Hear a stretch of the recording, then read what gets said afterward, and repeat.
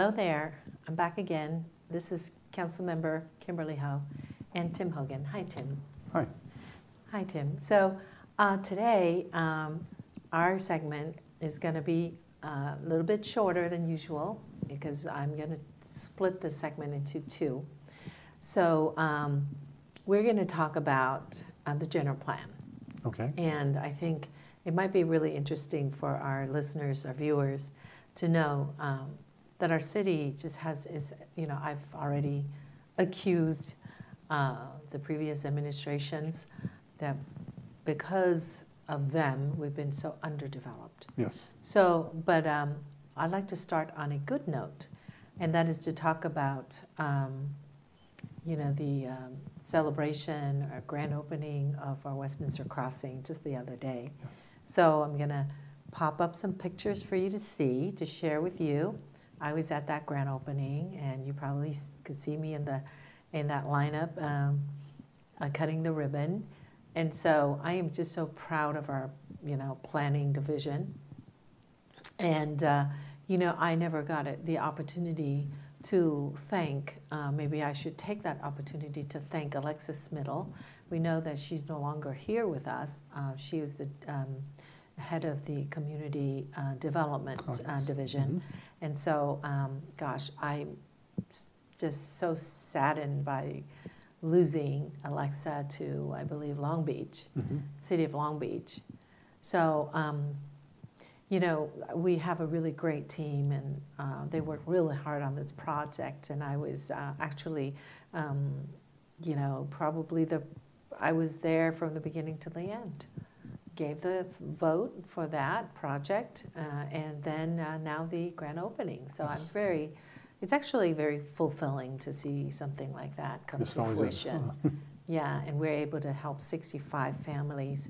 And I believe 20 of those families units are going to be, they are already filled. So they are people who are in need of, mental,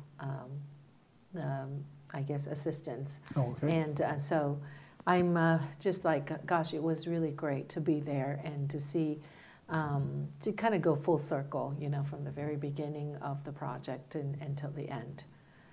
So what do you think of this project? Well, I think it's a great thing that we've Have you seen it? I've only driven by. I haven't seen any of the interior or anything, but it looks very nice. It's a welcome addition to the city. So yes, and so that really takes us to other developments, and it talks. But I want to first talk about our general plan. And as I said, I think in my other videos, other segments, I talked about. I'm the only candidate with a background in planning, and I was on the Planning Commission for 3.5 years back in, time really flies. So I'd like to say around 2009. So for about 3.5 years, and at the time I was appointed by Andy Quach, and the reason I was on there, most people who want to be on planning, not on planning, but on a city council, they stay on for like a year to say that they have planning title and use that title to run for office. But for me, I was really happy to be on planning. Okay. And then until I saw something, and it was regarding the SS measure at the time, but we won't talk about that. Okay. We'll stick to the topic. So, the general plan, okay? Yes. So our general plan, you will never guess how much it costs us. That was, and from what I understand, a general plan is done every 20 years or so. So I like to say 15 to 20 years. And really is to give us new vision, new update, and according to the trend, and communities change over time, our needs change, our wants change, and our vision change. So that's really why we have to go through general plan, shall I say, to hire people. It's really this general plan. General plans are usually not done by people in-house, but usually done by a consultant, okay? And I think it takes gosh, I don't know exactly how long, but it takes years. It's not 1 year. I believe it takes a couple of years. You'll never guess how much it costs us for our general plan. Oh, I have no idea. Well, you just take a guess. $2 million? Oh wow, you were pretty close. You know, Okay. I was actually flabbergasted when I found out it was $1 million, because I used to say $100,000. That was my guess, Mm-hmm. but I was nowhere near. The real number was $1 million. Okay, so I was now looking you at it know. last night, and I saw that there was a lot that went into that plan. So, Oh yeah, and we actually, it's an award-winning general plan. We did get an award. Our city did get an award from American Planning. I guess it was Association, American Planning Association. So I'm so pleased. I'm really, really happy that we went through all that, and you know, with the help of our staff, and we paid that money. Gosh, imagine if we have to pay for that now. Yeah. You know, the $1 million that we don't have.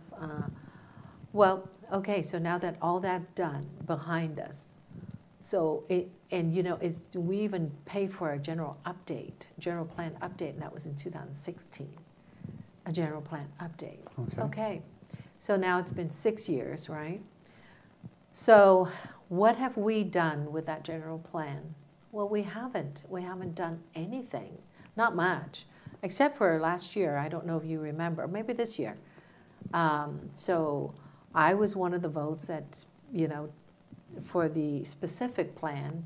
I voted for a specific plan for the downtown area. Okay. So actually, the downtown, as most people probably don't even know where our downtown is. It's actually from City Hall, Westminster, to about Golden West. Oh, okay. Okay. So, and then the other specific plan we started on, and it does take a year to finish a specific plan. So, you know, we started that not long ago. I'd say a couple months ago, at the most 3 months ago. Mm-hmm. So I'm hoping that could be done earlier, sooner than a year, because we need to kind of speed up the process a bit, since we are so behind. So the other specific plan that we've kind of, our council has chosen to start was the Moran Street. Moran is on the east, on the east side, right by Little Saigon, on the side of Asian Garden Mall. Oh, okay. Yeah. Yes. So if I mention Asian Garden Mall, you know it right away, yeah. right? So Moran is the little street that runs on the side of Asian Garden Mall. So, so you know, I'm just so disappointed that we didn't pay any attention to our development. And as I said, we've had a problem with developers coming here. And when I asked, like, how come they don't come here? Well, one day I got a pretty scary answer. And that came from a council person, and I won't mention his name, a council person in another city. Oh, okay. You know, that person also knows Westminster really well. Mm-hmm. Guess what he said? The reason why people don't develop here.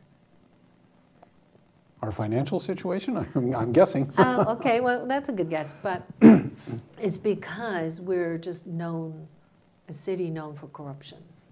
Oh, okay. And that's why people don't want to come here. And it was just, you know, so that was the statement I got, and I said, wow, you know, I wanted to understand more about that. So did someone do something, and where would they stop these people? And if, you know, if there were corruptions, how did it happen? How did those, you know, I wanted to have a couple of examples. Okay. So, I mean, I think we can imagine what happens. Like if, okay, so what do you think could happen? I know you probably don't understand do you understand what a developer,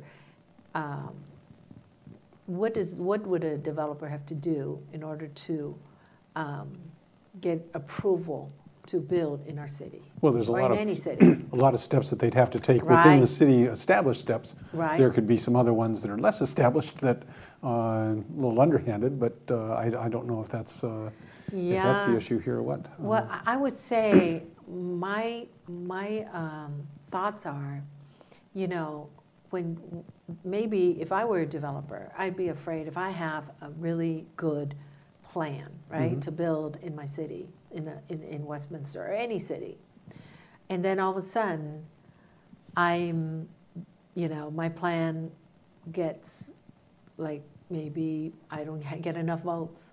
It's because I'd have to pay to play, right? Mm-hmm. So I heard about that, and so I'm keeping an eye on that.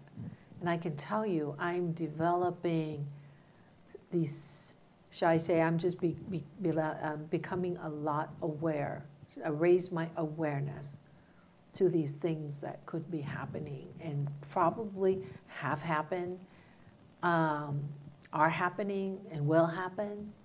So these are things that we need to be totally aware of. It's quite tiring to just keep looking. You know how you have to look for, it's like what's going on in our city when people don't want to build in our city. So where is it happening? Is it at the planning level, planning commission level, or is it happening outside? My bet is that it's happening at the planning commission level. Okay.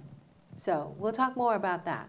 And that's probably why I want to really very much to stay on our council so that I could wash out all this corruption. Do you know what I'm saying? Oh, yeah. And otherwise, we're going to look the way we are, underdeveloped for years to come. Yeah. So okay, so let's go back to our general plan. It cost us $1 million. Okay. And then it sat on the shelf for a long time, I believe since 2012. Okay. And then it got kind of updated in 2016. Yes. And there sat some more. So it's about time we whip that thing out, dust it off, and start page by page. What do you think? Oh, yeah, definitely. I mean, we paid for it. We should take advantage of it. So where in certain areas, I mean, I know you know this town quite well. Is there a certain area that you'd like to see more developed? Well, I'd be inclined towards the west side because that's where I live. Of course. And that's fine. And I know the west and I know the east.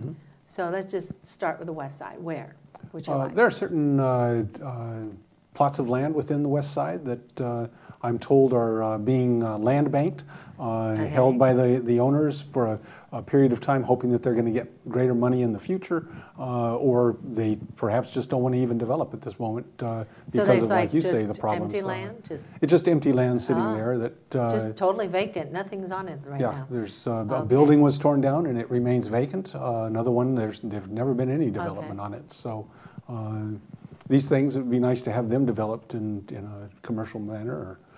And what else? Where else? Oh, there's just some of the existing shopping centers and such within the west side. I know exactly what you're talking about. Oh, yeah, there's a couple of them there. Right on Westminster Boulevard? Yes, right on Westminster. And Willow. And I would say, yes, I agree. I totally agree with you. I think we need to look, like someone like myself, you know what I'd like to do is I read and read and read, and I read about these things where I see deals that could possibly happen. And I'm just mentioning this because, as you mentioned that, it's just been kind of like I play this in my mind over and over again, like as if I'm kind of, shall I say, obsessed with the idea of like, how do I, get these folks to make their buildings look better, newer, improve the looks of their buildings. Because right now, it's just looking so run down in certain areas, like besides the one that you're just talking about. Yeah. Well, I think there's got to be a way, and so I think that's something that really takes someone like myself to look into ways to partner to help these folks. We got to have conversations. We got to start somewhere, and I do believe that where we start is the conversation. We got to start with, you know, exploring these possibilities. Maybe these folks don't live here. Maybe the owners don't care. Maybe they do care, but they just don't know how. So things like that, you know? Yeah. So we really, all of it needs to start with a conversation. And then we need to explore at our end, at the government's end, what can we do? You know, maybe there's a, you know, private, public type of enterprise or, you know, partnership that we could do. Something to encourage something them like to do that. it. Mm-hmm. Yes. Yeah, and so I'm just speaking in general, just from the top of my mind. But, you know, I think I've seen, you know, partnerships like that have happened in the past.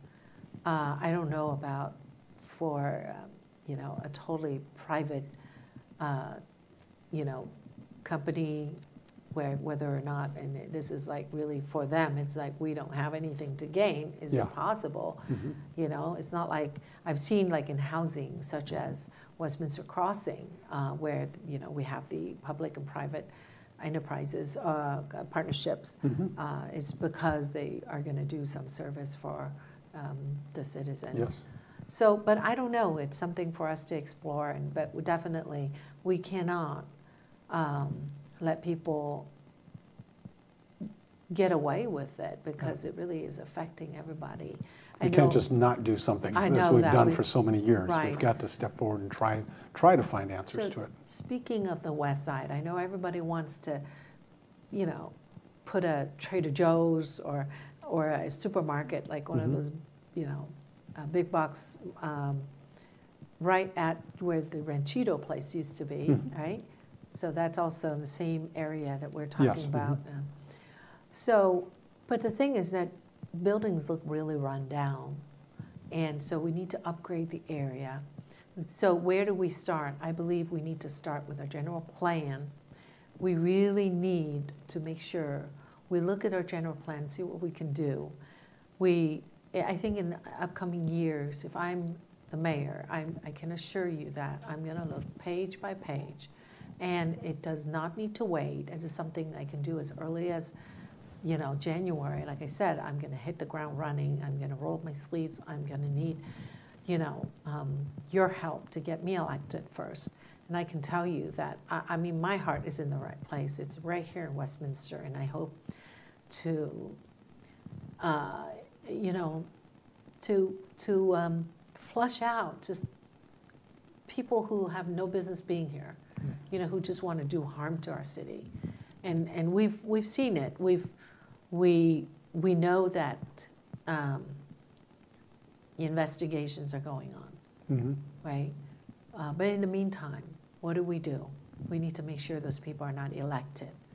We want to make sure these folks are not going to go anywhere near our city hall and have anything to do with governing our city. So that's all I can say. But like I said, I'm going to keep this video short, and let's talk about my vision for development in the next video. So stay tuned. Sounds good. Thank you. We'll see you in the next video.